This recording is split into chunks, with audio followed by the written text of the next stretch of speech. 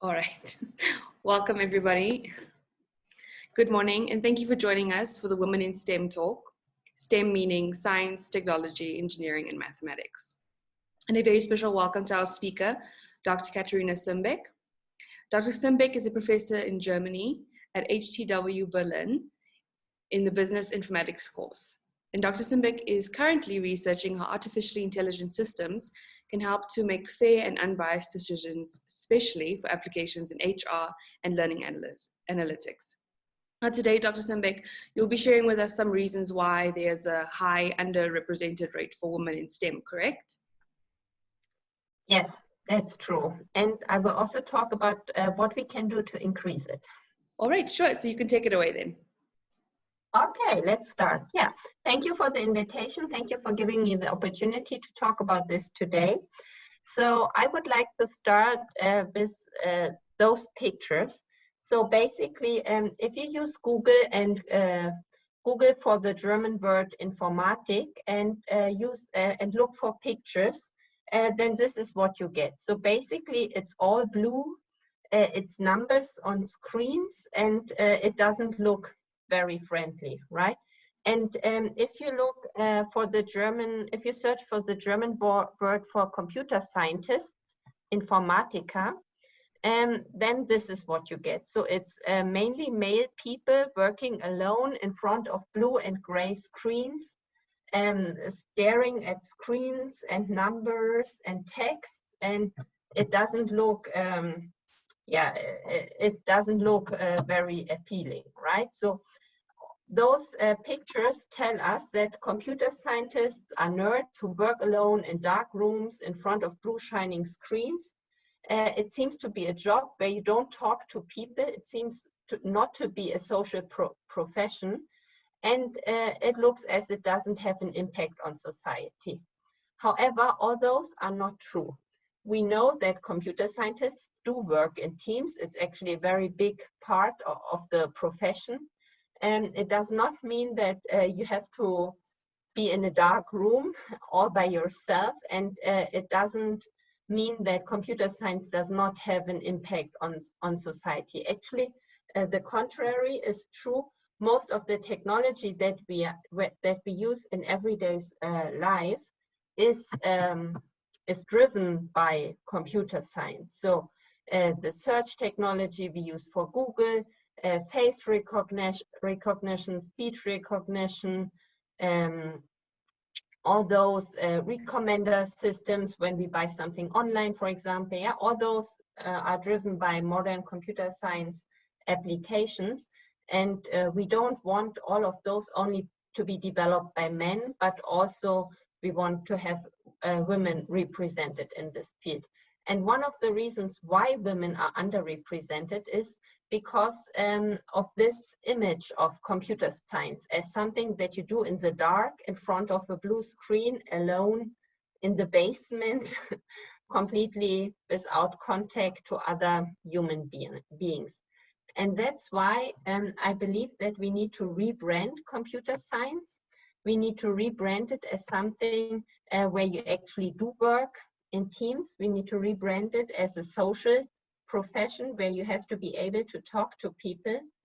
And we have to understand that it has a major impact on everyday life and that we can use computer science to make the world a better place. And if we do this, if we are successful in rebranding computer science, then it will also be more attractive to women. So now, what do we need to do to rebrand computer science? I believe there are three things how we can contribute to rebranding computer science. The first is to change the image language that we use with regards to computer science. The second one is to get more women into tech, especially into experiencing technology firsthand. And the third is to combine computer science with societal challenges. So let's have a look at a few examples here. How can we change the image language in technology? I've just shown all those blue numbered images of computer science as we find them when we Google it. it's up to us to really create better images of computer science. So at our university, at HTW Berlin, when we created the websites for our courses, we always tried to show computer science and computer engineering in social settings where people actually talk to each other. And we want to make sure to show diverse students, so both men and women of diverse backgrounds, dressed differently, to avoid stereotypical images. So let's look at another example. This is actually our course in computer science and business. This is kind of the sister course to our course Business Informatics, but it is only addressed at women. So it's even a mono-educational program. So it's a complementary offer to the existing co-educational program of business computing. And we also have one course that is only for women. And again, we can see that computer scientists are diverse, they are women, they are laughing, and they work together, as we can see here on this picture. We have even introduced a new course, Computer Science in Culture and Informatics. And this course program has a curriculum that is very similar to applied informatics. So it consists of the same major building blocks, but it focuses all parts of the curriculum on either applications in culture or in health. And this makes this new study program very appealing to women. And we have noted that 50% of the applicants to this new program are actually women, whereas in the prior course of applied informatics, there are only 20% applications from women. So refocusing computer science and connecting it with other areas of applications already makes it more interesting to women. And again, we see that we use a diverse picture language. We step away from those blue screens that are somewhere in dark rooms, but we create appealing pictures that show that show diverse computer scientists. The second proposal that I had was to get more women into tech and provide women and girls with opportunities to learn about tech and actually to find their own interest. And we have a number of activities that we are currently conducting in this respect, and I would like to introduce a few of those. So the first one that I would like to talk about is Mädchen machen Technik, Girls do Tech. This is a 3-day-long open university program for high school students that takes place every year during autumn break, and only girls can participate. And during this 3-day-long program, girls participate every day in two-hour workshops with various professors or researchers at HTW Berlin, and they get to know different fields of STEM actually. So they have the opportunity to really get to know a variety of programs, and it's only girls participating. So there are no, they don't feel those barriers that they might not be good enough or might not understand enough in comparison to their male peers. And the Girls Do Tech program provides the girls with the opportunity to find an interest in STEM fields which are not taught a lot at school. For example, many schools do not teach programming or go deeper into manufacturing processes, for example. And the Girls Do Tech program actually does provide the opportunity to get to know different fields within STEM. The second activity that exists is Girls' Day.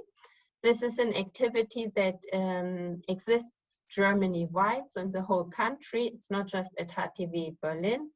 It's widely talked about in newspapers, in the radio, even in TV. And activities are offered all over the country, both by companies and universities and other institutions such as research institutions, or for example, also the police. So basically all organizations that have minority of women represented there. And the Girls' Day consists of day-long or half-day-long activities in professions that are mainly male professions. So that can be, so that is usually STEM related, but not exclusively STEM related, as I mentioned.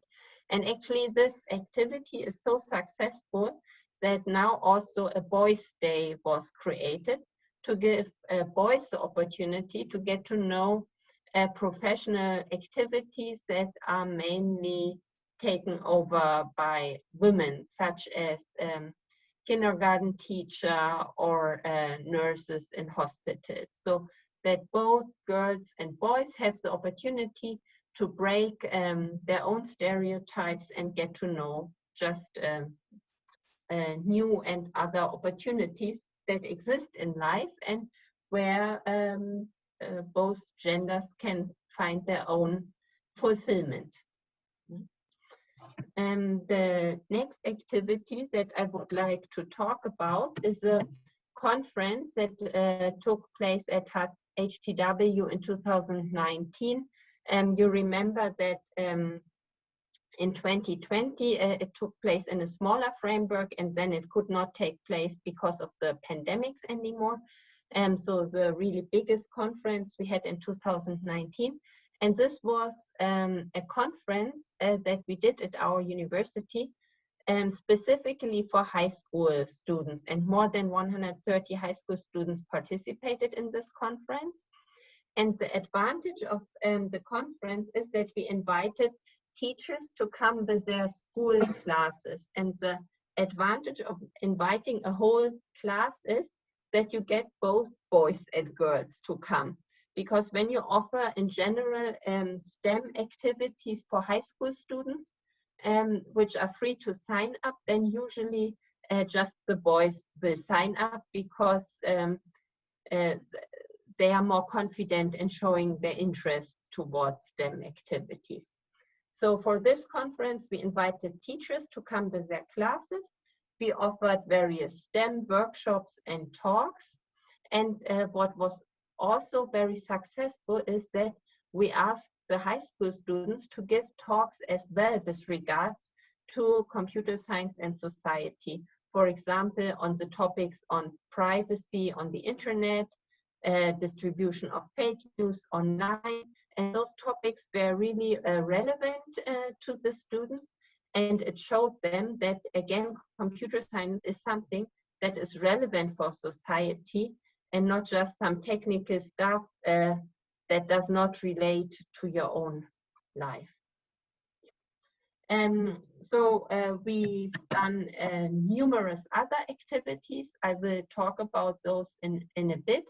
And I really believe that it's a critical success factor to offer this kind of activities on a regular basis, because obviously it cannot be just one activity that will increase the number of girls in STEM subject in the future, but it really needs to be an ongoing effort to bring up more and more girls with the knowledge and with the self-trust that they can actually also do STEM as a profession. So one activity that we offered was a hackathon, especially specifically for girls, and we invited again girls from schools to participate in this, and we also do regularly workshops for teens. So in order to have a low barrier of entry, in order to be able to make the school students produce results quickly, with, independently of their prior knowledge, I like using the children's programming language Scratch, and that is very helpful in this context. And the third point that I would like to talk about is that we can combine computer science with societal challenges in those activities. And this is with the objective of showing that computer science, again, is something that is relevant to our society, and that computer science can really help making the world a better place, and that it's not just a hidden part of our day-to-day life, but that we can use it to build interesting stuff. So again, I will show some interesting examples. One was a workshop that we held together with other researchers, and the workshop was called AI, the End of Reality as We Know It. So in this workshop, we discussed with high school students if the developments of artificial intelligence will impact our understanding of reality. What is really reality? And we did obviously not program this is pupils' new AI algorithms. That is not what you can do in a short workshop, but we used some existing AI tools that can do quite interesting stuff. So what you can see here at the bottom, for example, is an AI tool that creates a photo-like image from a hand-drawn scribble. So you draw a bag as a picture on the bottom left shows, and the algorithm creates a photo of a bag from it. So this bag has never existed. It's not a real bag, but it looks like a real bag. It looks like a photo. So we use this example to start the discussion about AI and our perceptions of reality. As a next example, we talked about artificial intelligence. So what is artificial intelligence? Really, here we see robot soccer, and we discussed also what the limitations of artificial intelligence are. And then we talked about bots. So here we can see a small bot that answers, or where the answers can seem like answers from a friend, from a human friend. So the bot asks, "Hey Katharina, what you're up for today?" "Oh, I will go to my training, my sports training." "Oh, cool. With whom will you be going?" "With Shirley, as always." "Okay, have some fun." So this looks like a natural conversation between friends, but actually it's not a real friend, but an artificial friend, if you want to. So it's a very simple bot.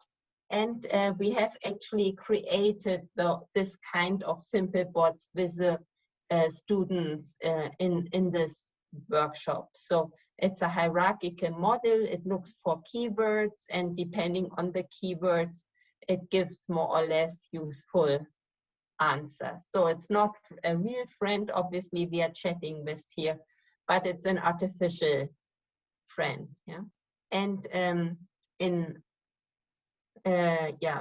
other countries, like in Japan, you can already rent out artificial friends, so both chatbot services, but also yeah, humans, real humans that pose as friends. So really the question is that we discussed with the students here, how artificial intelligence will impact our perception of reality. And this workshop worked very well in showing that computer science is something that is relevant for society, is something that is relevant for shaping our future and shaping the way we communicate with each other. So it brought up very interesting discussions, and I'm sure that those kinds of workshops work well to generate interest in computer science and the urgency to know more about it. And I would like to talk now about some tools that we use even in simple settings to create this kind of interest. So one tool is Scratch. Scratch is a programming language for children. It has a very low barrier of entry. This just the lines of code work like a puzzle. I will show you an example. So this is a very small program in Scratch, and here is what it does. So this was created, this Scratch program was created actually by a 7-year-old girl. So it's very easy, but it still has the important concepts of Scratch still has a possibility to use important concepts of programming languages. I would like to show another example of a Scratch program. So here we can see some computer art. Again, this is a program that was created by an 8-year-old girl. So this is a kind of computer applications that 8-year-old girls are interested in. Obviously, you can create much more complex programs with Scratch, even computer games, for example. Let's move back. Yeah, for older children, for teens, Scratch might look a little bit childlike, so it might be better to use another tool that's the MIT App Inventor. So Scratch is also a tool created by the MIT, Massachusetts Institute of Technology, and the MIT App Inventor gives you similar technology, so puzzle-like programming language, but you can create apps for your phones. Okay, you can build apps for your phones in the browser, and there are very good tutorials available on this site appcamps.de. And one example for a tutorial that they have is, for example, for a yoga app.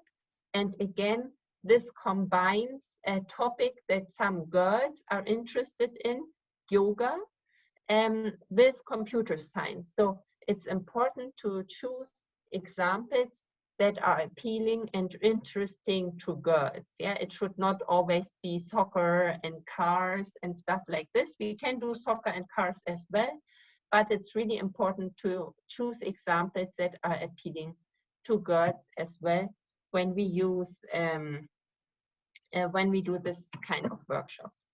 And also for older children, to make computer science interesting and attractive, and which can also be used in shorter workshops where you want to have good looking results in a short period of time,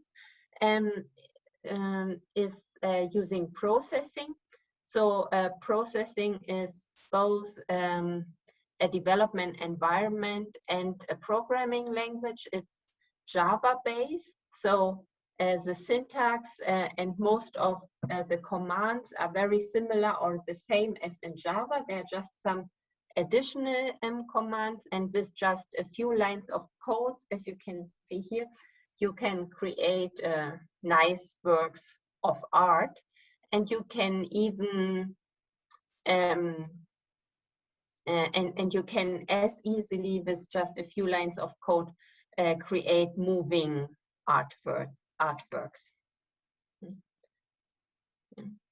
And another application of computer science that is also appealing to children, teens, and especially girls is augmented reality or virtual reality. So in the projects of Professor Jürgen Sieg, which we have already heard of in his presentation, those projects are also very appealing to children and especially also to girls, because they show that computer science can be used to create artworks, and that computer science can make our life more beautiful. Yeah. Currently, we are conducting a project VK, so talking not about girls and school children now, but on talking about female researchers in STEM. Project VK is funded by the German Federal Ministry of Education and Research, and we are planning to apply for a 4-year program. Currently, it's a 6-month project, and it's within the funding line program Advocating Women in STEM. And here we have the objective to create a sustainable network of German and African female researchers in computer science. And here we are cooperating between HTW Berlin, NAST, University of Cape Town, and the German University in Cairo. And the idea is here to create a network of female computer scientists and specifically also talk about applications in virtual and augmented reality.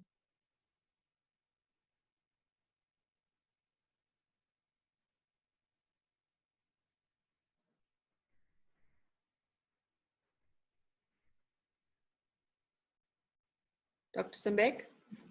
In summary, I would like to underline again that I believe that we need to rebrand computer science. Computer science really means that you have to work in teams. It's a social profession. It's nothing where you are sitting alone in the basement in front of a blue screen. Computer science has a major impact on everyday life. We use it all the time, and computer science can be used to make the world a better, healthier, and more beautiful place. So we need to change the image of computer science. We have to get more women into trying out tech activities, and we will want to combine computer science with societal challenges to really show this link between computer science and the non-technical world to make it attractive for women. Yeah, and now I would be open to your questions if there are any. All right, thank you, Dr. Simbeck. I had a question or a comment, because in the very beginning of your presentation, you talked about how a lot of girls, women, they tend to be a little bit scared, or they don't want to approach studying in computer science or doing anything with computers in general, because they see it as it's an isolated job or isolated field. Do you think that's because women are a lot more social than the other half, than the other gender? No, I don't think they are more social per se, but I mean, I believe women are different to men, yeah, thankfully, but it is very hard to tell what is really genetics, what is the upbringing, what is society. but it doesn't really matter. It's okay that women and men have different interests, right? Yeah. And also there are many men who want to make the world a better place and who want to work in teams. Making computer science more diverse and changing the image of computer science does not mean that it would not still be a good place for men to work in, for example, or so I think all the activities that we can do to make it more attractive for women, or that do not make it a worse place for men to be in, and could also make it more interesting for men at the same time, right? Yes. So a lot of your research, or a lot of what you were talking about now, is set in Germany, but is there other places, countries perhaps, that you have visited that you have seen a bigger disparity, or maybe even a smaller one, where there are a lot more female scientists involved? Yeah, I am actually, unfortunately, in Germany, I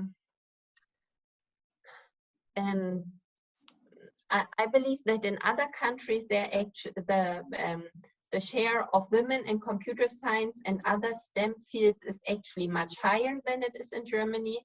So Germany is not really a leading country with this regard, not at all. In other countries, for example, in Eastern Europe, mathematics is really a field that is considered to be very suitable for women, for example, whereas in Germany, there's always kind of this belief and stereotype that women just can't do math. So that's really negative about Germany. And also in other countries like India, computer science is considered to be like a safe job for women because it's a white collar job. You do it in the office, right? You don't have to work outside. So it's a good working environment, and it's considered to be very suitable for women. Yes, I do actually believe that there are other countries where Germany can learn a lot about this from. And I would also be interested in hearing from your experiences in Namibia with regards to that. Yes, well, I can't really speak so much from Namibia's point of view because I didn't study here, but I can talk a little bit about in Canada. But they definitely do have a smaller gap between male and female students who study engineering, mathematics, science, and all the different aspects of STEM. So it is, I believe you are right. There is it is also a societal thing where there's stereotypes of, no, women aren't smart enough, or they can't handle doing engineering, or they're not able to understand this type of science, or but I think in Canada they're a lot more open about it.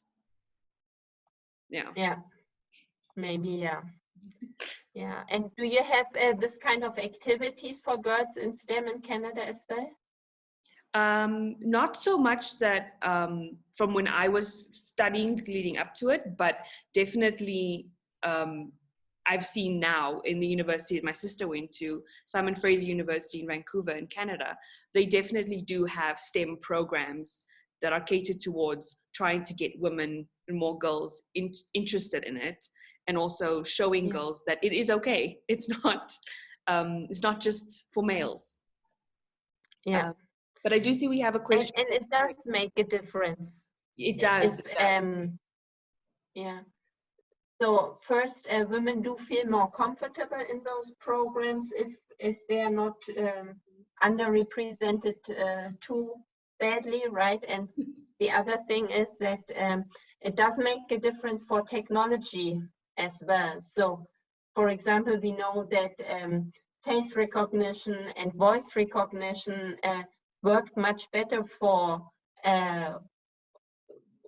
male voices and for white and male faces when it was first developed, and largely still today, because this is where just the examples that the developers used, and this is the data that they collected and that kind of their world consisted of. So it's really important to to make women part of the team, to ensure that the female side is also considered when developing this kind of technology. Yes.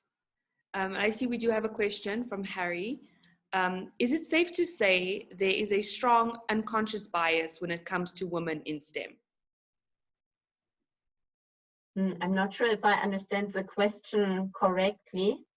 Do you, Harry, do you mean the bias within women or within society?